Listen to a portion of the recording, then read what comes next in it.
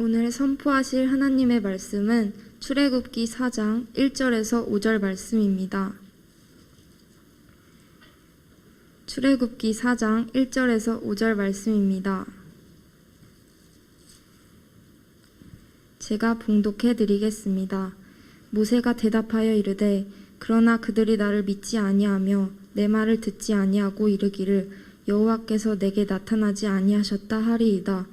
여호와께서 그에게 이르시되 내 손에 있는 것이 무엇이냐? 그가 이르되 지팡이니이다. 여호와께서 이르시되 그것을 땅에 던지라 하시매 곧 땅에 던지니 그것이 뱀이든지라. 모세가 뱀 앞에서 피하매 여호와께서 모세에게 이르시되 내 손을 내밀어 그 꼬리를 잡으라. 그가 손을 내밀어 그것을 잡으니 그의 손에서 지팡이가 된지라. 이는 그들에게 그들의 조상의 하나님 곧 아브라함의 하나님, 이삭의 하나님, 야곱의 하나님 여호와가 내게 나타난 줄을 믿게 하려 함이라 하시고. 아멘. 오늘 저는 여러분과 함께 문이 없는 벽은 없습니다 하는 제목으로 은혜를 나누고자 합니다. 여러분, 벽을 만들 때 언제나 함께 고려하는 것이 바로 출입문입니다. 벽을 만드는 이유는 문을 만들기 위해서라고 말해도 사실 과언이 아닙니다. 죄수를 가두는 감옥에도 가보면 꼭 문이 있습니다. 벽이 있다는 것은 어딘가에 꼭 문이 있다는 말이며, 문이란 반드시 벽과 연결되어 있습니다. 벽이 있는 곳에는 문이 있고 문이 있는 곳에는 벽이 있습니다. 이 말을 우리 인생길 속에 대입해서 한번 생각해 볼까요? 우리가 살아가다 보면 인생에 많은 벽을 만나게 됩니다. 우리 힘으로 거뜬히 넘을 수 있는 벽도 있지만은 우리의 힘으로는 뛰어넘기가 어려운 벽도 있고, 뛰어넘었다 할지라도 그보다 더 높은 벽이 우리 앞을 가로막기도 하는 것입니다. 그래서 사람은 자신이 넘을 수 없는 벽을 만난다든지, 심지어는 그 벽 속에 갇혀서 더 이상 앞으로 나아가기 어려울 때 절망하게 되는 것입니다. 하지만 조금 전에 말씀드렸듯이 벽이 있다는 것은 어딘가에는 반드시 출입문이 존재한다는 말이기도 하다는 사실을 오늘 말씀을 통해 꼭 기억하셨으면 좋겠습니다. 하지만 아담은 하나님께 불순종했지요. 그 결과 하나님 말씀하신 대로 너는 정령 죽으리라 하신 대로 그는 결국 죽을 수밖에 없는 운명에 놓이게 되었습니다만, 하나님은 수치스러운 그를 가릴 수 있는 가죽옷을 지어서 입혀 주셨다는 사실입니다. 왜 죄를 지은 사람에게 그 죄에 합당한 형벌을 내리시면서 왜 수치된 것은 가리시는 은혜와 자비를 베풀어 주셨을까요? 사망으로 가득해질 인간의 운명을 수치를 덮어주시는 자비를 베풀어 주시는 이 하나님은 마치 벽이 있는 곳에 출구를 만들어 주시듯 우리 인생 가운데 구원을 주시기를 원하시는 하나님의 간절한 마음이 엿보이는 대목이라고 할 수 있는 것입니다. 사람이 살면서 맞닥뜨리는 인생의 장벽은 비단 죽음만이 아니죠. 건강의 문제도 있고요. 또 자녀의 문제, 직장의 문제, 또 살아가다 보면 겪는 수많은 관계 속에서 나타나는 어려움들을 겪게 되는 것입니다. 오늘 본문 속에 우리는 미디안 광야에서 나이 80세가 된 노인 모세를 만나게 됩니다. 모세란 물에서 건져내다라는 뜻을 가진 이름입니다. 어쩌면 그의 이름이 무엇으로부터 벗어나게 되는, 즉 무엇에서부터 건져내는 구원, 구출, 탈출, 벗어남이라는 의미를 가지고 있으니 어찌 보면 모세의 살아온 인생의 모습과 크게 다르지 않다는 것입니다. 모세의 삶을 간략하게 되돌아보면 그는 히브리 민족을 향한 바로의 명령으로 남아 살해가 자행되던 때에 집안에서 숨겨 키우던 히브리인의 한 가정의 아기였습니다. 도저히 숨겨 키울 수 없게 되자 그 어머니는 그를 갈대 상자에다가 넣어 나일강에다가 흘려보내게 되었습니다. 이 아이를 본 애굽의 바로의 딸이 그를 물에서 건져내어 데려다가 자신의 양 아들로 삼았으니 모세는 이제 애굽의 왕족처럼 살게 되었습니다. 애굽의 모든 학문과 기술을 배웠고 무술에도 뛰어난 자가 되었고 애굽의 모든 분야를 섭렵하여 애굽의 차세대 주자가 되어가고 있었던 모세였습니다. 그러나 그는 어렸을 때부터 유모이면서 자신의 친어머니였던 요게벳으로부터 민족을 향한 마음, 민족을 향한 애정을 갖도록 그를 양육하여 키웠습니다.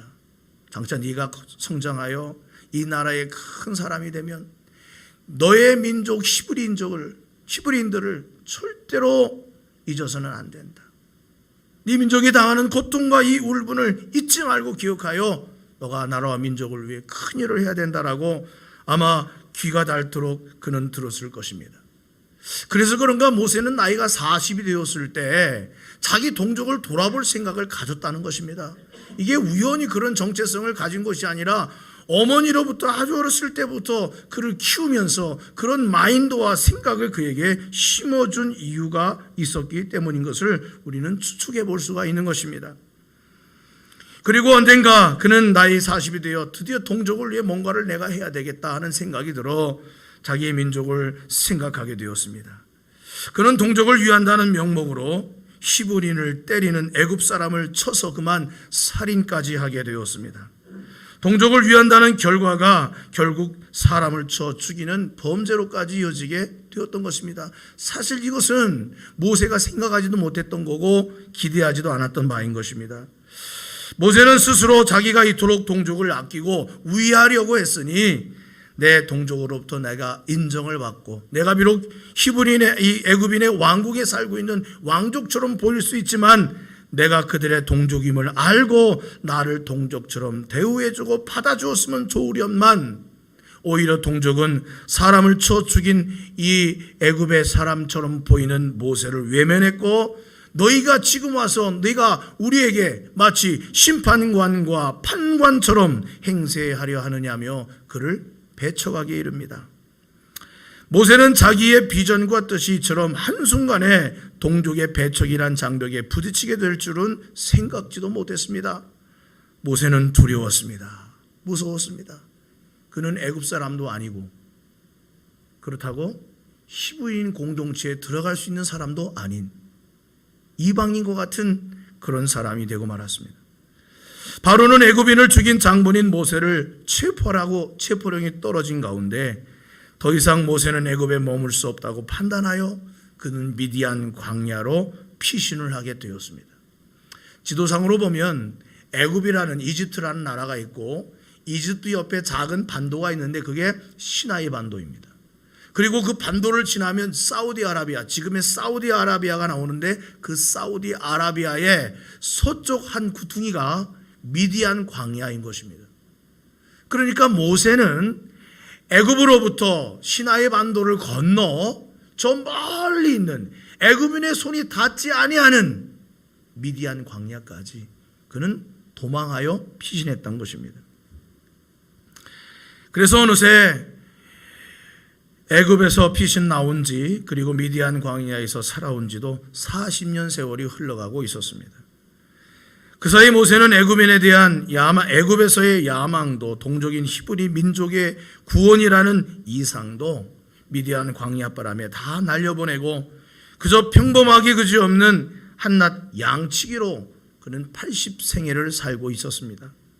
만약에 어떤 사람이 애굽의 왕궁의 모세와 미디안의 모세를 비교하여 볼 때 아마도 미디안의 모세가 정말 애굽에서 살던 그 왕자 모세가 맞나 할 정도로 모세는 많이 변해 있었습니다. 외모도 변해 있었고 그의 정신세계도 변해 있었고 그의 심령 상태도 변해 있었습니다. 어느 날 하나님께서 그가 80이 되었을 때 호렙에서 그를 부르셨습니다.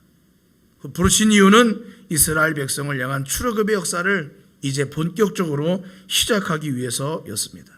그런데 이를 어쩌면 좋습니까? 그 사이 모세는 두 가지의 큰 장벽에 갇힌 신세로 살아가고 있었습니다. 첫 번째는 미디안 광야라고 하는 장벽에 갇혀 살고 있었습니다. 저 사진에 보는 바와 같이 미디안 광야 높은 산과 저기 사막과 같은 모래로 이루어진 그런 지역이었습니다. 처음에는 살인죄를 범하여 체포령이 떨어진 모세에게 이 미디안이라고 하는 것은 좋은 피난처였음에 분명합니다. 왜냐하면 애굽 사람의 손길이 미치지 않는 곳이니까요. 그래서 40평생 살아오면서 미디안 광야는 모세로 하여금 아무데도 갈 수 없게 만드는 하나의 큰 장벽이 되었습니다. 애굽으로 돌아간다는 것은 감히 꿈도 꾸지 못할 일이었고, 왜냐하면 사람을 죽이고 도망온 자였기 때문입니다. 미디안은 모세에게 피난처를 제공하면서 오히려 그를 40년 동안 그곳에 가두는 장벽이 되었던 것입니다. 이제 미디안에서의 삶이 모세에게는 적응이 되어 그저 편안하게 그지없는 삶이었을 것입니다. 이제 그곳을 떠나 다른 곳으로 간다는 것은 모세에게는 80세가 된 모세에게는 무척이나 두려운 일이었습니다. 40년간 아무 탈 없이 살아올 수 있었기 때문입니다. 더욱이 이제 그의 나이가 80이 되어 노인이 되었으니 이제 다른 곳에 가서 무엇을 하며 다른 곳에 가서 이주하여 어떤 일을 하면서 살 수 있단 말입니까? 그런 소망조차도 그는 포기했을 것입니다.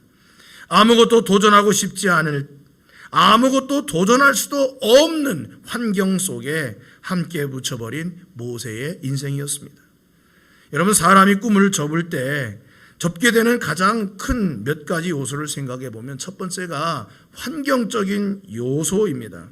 뭔가를 도전하기 원하지만 환경이 받쳐주지 않을 때 에휴, 나 같은 게 뭔 일을 하겠어? 하면서 꿈을 포기하는 것입니다. 둘째는 나이가 들고 몸이 쇠하여지면 뭔가를 향해서 도전을 한다는 것 자체가 힘들어지는 법인 것이죠. 마지막 세 번째로는 실패를 크게 경험한 과거의 트라우마 때문에 또다시 그 일에 도전하기가 두려워 그만 힘을 잃고 마는 것입니다. 모세는 미디안이라는 좋은 피난처에서 광야라는 환경과 나이라고 하는 여건과 과거 애굽에서 겪었던 동족으로부터의 배신과 배척에 대한 그 두려움과 트라우마가 그의 실패 속에 깊이 남아 그에게는 더 이상 뭔가를 동족을 위해 하고 싶어하는 그런 열망과 소망을 잃어버리고 미디안 광야라는 장벽에 갇혀 살고 있었다는 것입니다. 두 번째로 모세에게는 또한 어떤 장벽이 있었을까요?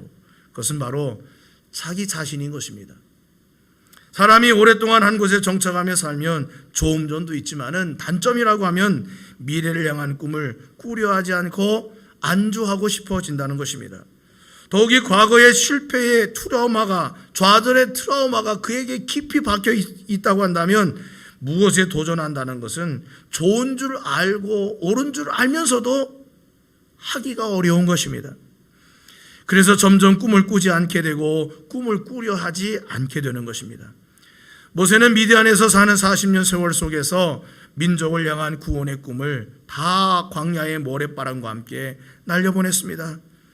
오늘 말씀을 보시면 우리가 읽은 4장 전에 3장 1절로 10절에서 보면 하나님께서 호렙산에서 모세를 부르시고 그에게 애굽으로 가라고 하는 말씀을 하십니다.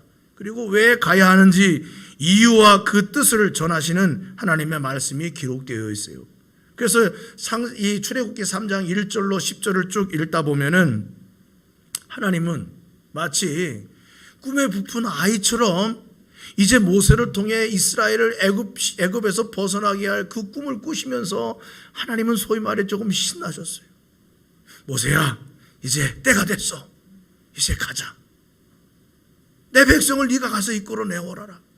이제 때가 됐으니 내가 너와 함께 가리라. 그러면서 하나님은 왜 그렇게 해야 되는지 장황하게 설명을 쭉 하셨어요. 그게 출애굽기 3장 1절로 10절입니다. 그러면서 여러분 9절과 10절에 이제 하나님은 마무리로 이 모세에게 이렇게 말씀하시는 것입니다. 이제 가라. 이스라엘의 자손이 부르짖음이 내게 달하고 애굽 사람이 그들을 괴롭히는 학대도 내가 보았으니 이제 내가 너를 바로에게 보내어 너에게 내 백성 이스라엘 자손을 애굽에서 인도하여 내게 하리라. 인도하여 내게 하리라. 그러면서 이제 모세를 보내는 것입니다. 하나님은 그냥 꿈에 부풀었어요. 이제 때가 됐으니 고통하는 내 백성을 데리고 나와야 되겠다 하고 이제 하나님 앞에 하나님께서 이제 모세를 설득하시는 것입니다. 모세가 미디안에서 벽에 갇힌 채 세상과 담을 쌓고 40년을 사는 동안 그는 애굽에서 듣던 동족의 울부짖는 소리를 듣지도 못했고 사실은 생각하기도 싫었습니다. 그렇게 잊고 지냈어요. 그런데 하나님은 그 40년 동안 이스라엘 백성이 울부짖는 소리를 하루도 빠짐없이, 한순간도 빠짐없이 다 들으시고 모세를 키우시는 것입니다. 때를 바라보시면서. 그리고 이제 때가 되어 드디어 호렙에서부터 하나님이 모세를 부르신 것입니다.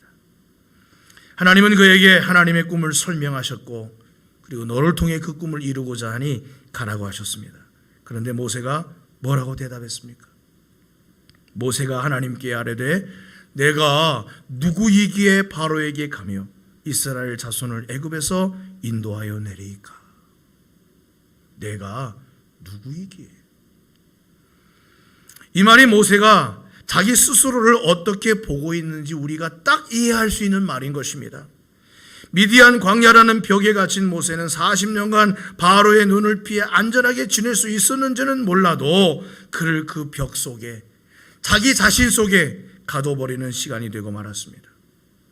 적어도 40년 전 나이 40대에는 동족을 위해 사람이라도 쳐 죽일 만큼 자기 민족을 향한 애정이 뜨거웠던 모세였습니다. 그런데 이제 80세가 된 모세는 그런 애정을 찾아보기 힘든 모습이었어요. 벽에 갇힌, 자신이라고 하는 벽에 갇힌 그저 양치기 그 이상이 아닌 존재였습니다. 40세 때는 자기 힘으로 자기 백성을 구원할 것처럼 위용을 떠치던 사람이 이제 와서는 아유 내가 누구이기에 나 같은 사람이 무슨 일을 한다고요. 아이고 하나님 저는 그럴 만한 위인이 되지를 못합니다. 그러고 있는 것입니다. 모세는 과거의 그 실패 속에 40년이 지났어도 갇혀 있는 사람이었습니다. 동족의 배신이라고 하는 것에 갇혀 있는 사람이었습니다. 출애굽기 4장 13절에 보면은 하나님께서 12절에 보면은 이렇게 말씀하셨어요. 모세야 걱정하지 마. 내가 반드시 너와 함께 가리라. 내가 너와 함께 하리라. 그런데 13절에서 모세는 말하길 주여 보낼 만한 자를 보내소서. 주여 나는 아닙니다. 실패와 좌절 속에 그 구렁 속에 빠져 갇혀있는 이 모세의 모습인 것입니다. 사람은 누구나 한 가지 이상의 트라우마를 갖고 있다고 합니다. 자기 정신적인 면에 지속적으로 충격과 영향을 주는 측면, 이것이 바로 트라우마인 것입니다. 우리는 그 트라우마로 인해 문제에, 그 상황에, 그 어떤 부류의 사람을 만나면 굉장히 힘들어하고 두려워하고 안으로 숨어버리는 자신을 발견하게 되는 것입니다. 모세처럼 말입니다. 하나님은 함께 하겠으니 가라고 하는데도, 함께 하겠다고 하는데도 모세는 그냥 주저앉으려고 하고 있는 모습인 것입니다. 벽 속에 갇혀 있으려고 하는 것입니다. 하나님은 이런 모세를 일으켜 세우기 위해 오늘 우리가 읽은 이 출애굽기 4장 1절로 5절에 나오는 이 기적을 보여주셨습니다. 그것은 바로 우리가 읽은 바와 같이 모세의 손에 들린 지팡이가 땅에 던지니 뱀이 되고 다시 꼬리를 잡으니 다시 지팡이가 되는 놀라운 기적과도 같은 일이었습니다. 하나님은 인생의 어떤 장벽, 트라우마와 같은 수많은 벽을 만날 때마다 모세를 일으켜 주시기 위해서 행한 이 기적을 통하여 우리도 일으켜 주시기를 원하신다는 것을 여러분 꼭 기억하시기를 주의 이름으로 간절히 축원합니다. 그렇다면 오늘 말씀을 통해 우리는 두 가지를 꼭 기억해야 합니다. 첫 번째가 뭐냐? 오늘 말씀 2절에 보면 내 손에 있는 것이 무엇이냐라고 하나님이 물으셨어요. 모세에게 내 손에 있는 것이 무엇이냐라고 물은 것입니다. 여러분, 하나님의 기적의 소재는 우리가 모르는 어떤 바깥의 어떤 거대한 어떤 것이 기적이 아니라 바로 우리 손 안에 있는 것을 통하여 하나님은 기적도 베풀어 주시고 두려운 일도 우리에게 허락해 주신다는 사실인 것입니다. 모세에게는 늘상 사용하던 양치기의 도구였던 이 지팡이, 그는 항상 밖에 나가면 지팡이를 들고 다니며 양을 그 지팡이로 쳤습니다. 그런데 그 지팡이를 가지고 하나님은 땅에 던지라라고 말씀하셔서 땅에 던지니 그 지팡이가 뱀이 되었습니다. 우리는 여기서 두 가지를 생각하게 됩니다. 첫 번째는 나를 두렵게 하는 것도 결국에는 내 손에 있는 것이라는 사실이에요. 내 손에 든 지팡이가 뱀이 되어 나를 두렵게도 만들고 내가 피하고 싶게 만드는 것이 될 수도 있다는 것입니다. 다시 말해 우리의 문제는 다른 누군가에 있는 것이 아니고 다른 어떤 곳에 있는 것이 아니라 모든 문제의 근원은 바로 내 자신 속에 있다는 것을 우리는 깊이 생각해야 하는 것입니다. 여러분, 벽이 있는 곳에 문이 있듯이 문제가 있는 그곳에 해답도 있다는 사실을 우리는 알아야 합니다. 열쇠는 열쇠 구멍에 넣어야 하듯이 우리의 문제 속에 우리가 가진 답을 찾아서 집어넣을 때에 열려지는 역사가 일어나게 되는 것입니다.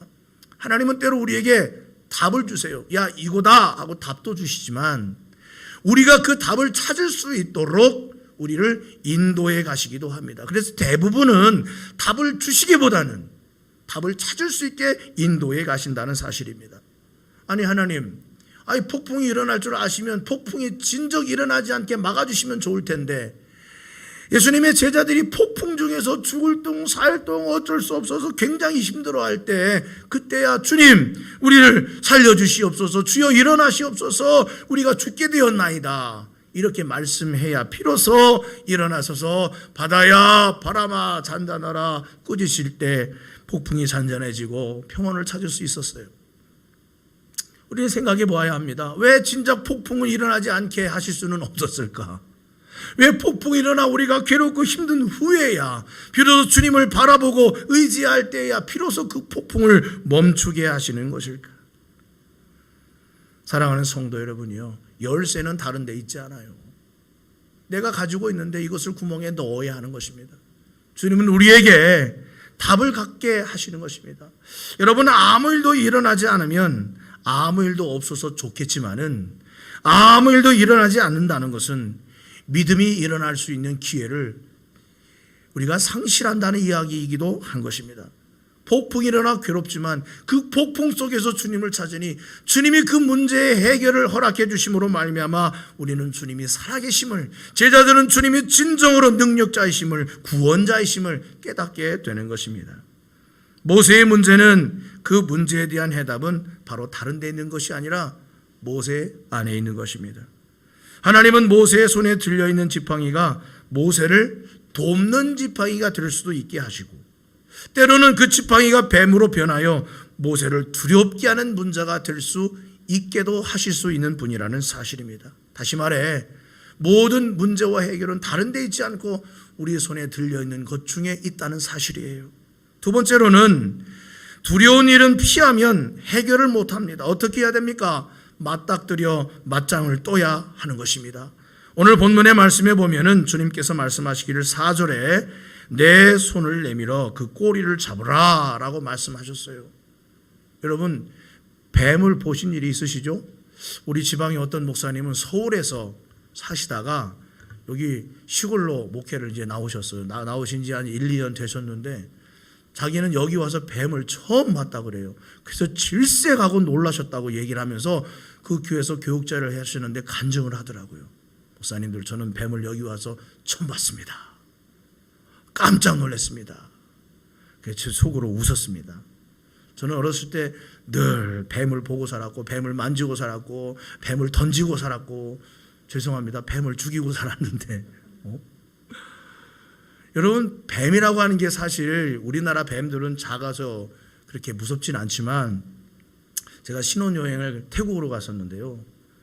거기서 코브라를 한번 만지는 기회를 얻었습니다. 근데 우리나라 뱀은 요만하다면 코브라는 다만해요. 그래서 목에다가 두르게, 물론 머리는 그 사람이 잡고 있죠. 근데 몸에 얹는 순간에 온몸에서 그냥 사시나무 떨 뿐만 아니라 소름이 쫙 돋는 거예요. 그런 경험은 정말 처음이었습니다. 그런데 같이 갔던 7쌍 신혼부부 중에 어느 부부들은 그 코브라를 맛있게 먹기도 하더라고요. 믿거나 말거나. 근데 여러분, 뱀이라고 하는 게 굉장히 징그럽잖아요.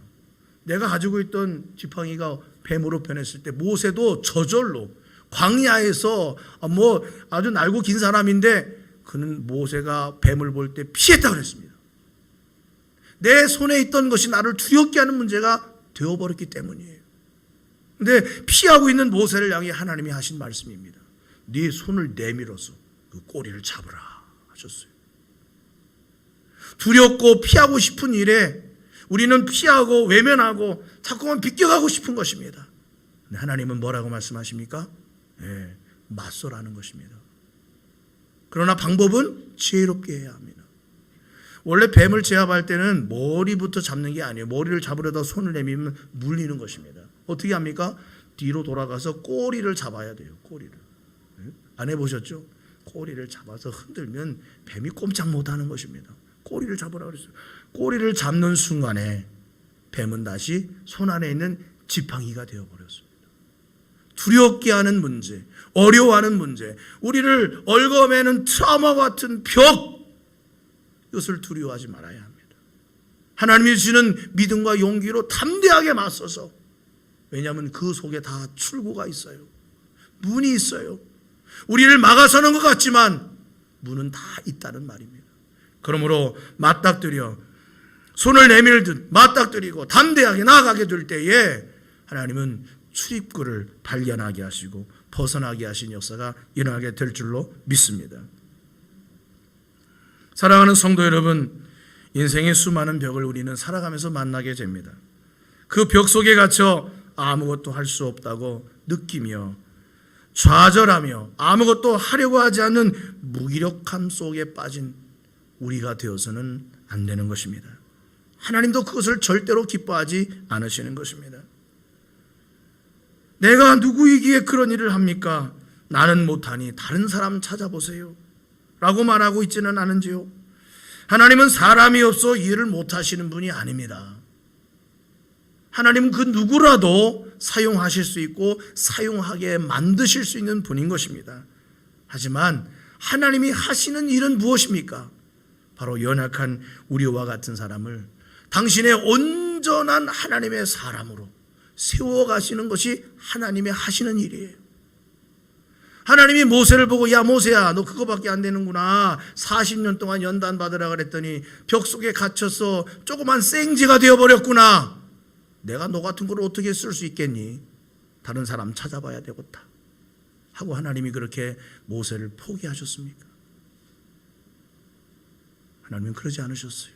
그가 못한다고 할 때 하나님은 아론을 붙여주시고 기적을 보여주시고 하나님께서 너와 함께 하겠다고 설득하시고, 아니 하나님이면 전능하신 하나님이신데 까짓거 그냥 모세 끌고 데려가시면 될 것을 왜 설득을 하시고 그에게 장황하게 설명하시고 이해를 시키시고 그 마음을 얻으려고 하실까요? 하나님은 참된 신이시기 때문입니다. 우리처럼 인격과 마음과 영이신 분이시기 때문에 그렇습니다. 그리고 우리를 하나님의 자기의 형상으로 빚었기 때문에 하나님은 우리를 한낱 로봇이나 도구로 생각하지 않으시고 자신의 아들과 딸처럼 여기시기 때문에 그런 것입니다. 사랑하는 성도 여러분, 오늘도 하나님은 여러분을 온전한 하나님으로 하나님의 자녀로 세우시기 위하여 오늘도 쉼없이 일하시는 분이심을 기억하시기 바랍니다. 여러분 인생에 어떤 벽을 만나십니까? 벽을 만날 때마다 이 벽 속에는 문도 있구나 하는 생각을 하시며 모세를 미디안 광야라는 벽에서 아무것도 할 수 없는 80노인이 된 자신의 장병 안에서 벗어나게 하시고 이스라엘을 애굽에서 이끌어내는 위대한 영도자로 쓰임받게 하시는 것처럼 여러분의 삶 속에 이러한 하나님의 은총과 사랑이 함께함으로 말미암아 하나님의 귀한 축복과 기적을 경험하는 귀한 승리자의 삶을 사시기를 주님의 이름으로 간절히 축원합니다. 축원합니다. 기도하겠습니다. 살아계신 하나님, 모세는 두려움과 모세는 실패와 좌절로 인하여 미디안 광야와 자기 자신의 트라우마 속에 갇힌 40년의 세월을 살았습니다. 그러나 하나님께서 그를 다시 일으켜 세워주시고 그 벽 속에서 탈출하게 하시고 하나님의 귀한 역사에 아름답게 쓰임받는 남은 40년의 생애를 살게 하셨습니다. 우리도 하나님의 거룩한 은혜와 사랑을 힘입어 두려워하는 모든 문제를 이겨내고 하나님이 주는 승리와 위대한 역사를 경험하며 하나님께 영광을 돌리는 복된 남은 생애와 삶을 살아갈 수 있도록 축복하여 주시옵소서. 예수님의 이름으로 간절히 기도드리옵나이다. 아멘. 우리 자리에서 일어나셔서 나의 등 뒤에서 우리 함께 하나님께 찬양드리겠습니다.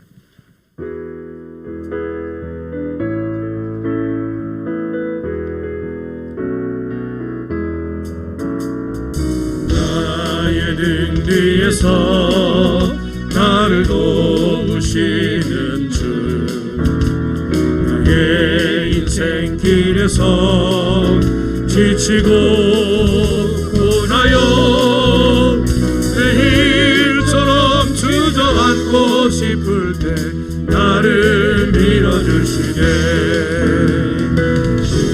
일어나 걸어라, 내가 새 힘을 주리니. 일어나 너 걸어라, 내 너를 도우리. 나의 등 뒤에서, 나의 등 뒤에서 나를 도우시는 주, 영원히 길을 갈 때 보이지 않아도 지치고 권하여 넘어질 때면 다가와 손 내미시네. 일어나 걸어라, 내가 새 힘을 주리니. 일어나 너 걸어라, 내 너를 또. 나의 등 뒤에서, 나의 등 뒤에서 나를 도우실 때때로 뒤돌아보면 여전히 계신지 잔잔한 미소로 바라보시며 나를 재촉하시네. 일어나 걸어라, 내가 새 힘을 주리니. 일어나 너 걸어라. 네, 우리 한 번 더 고백합니다. 일어나 걸어라, 일어나 걸어라, 내가 새 힘을 주리니. 일어나 너 걸어라, 내 너를 도우리.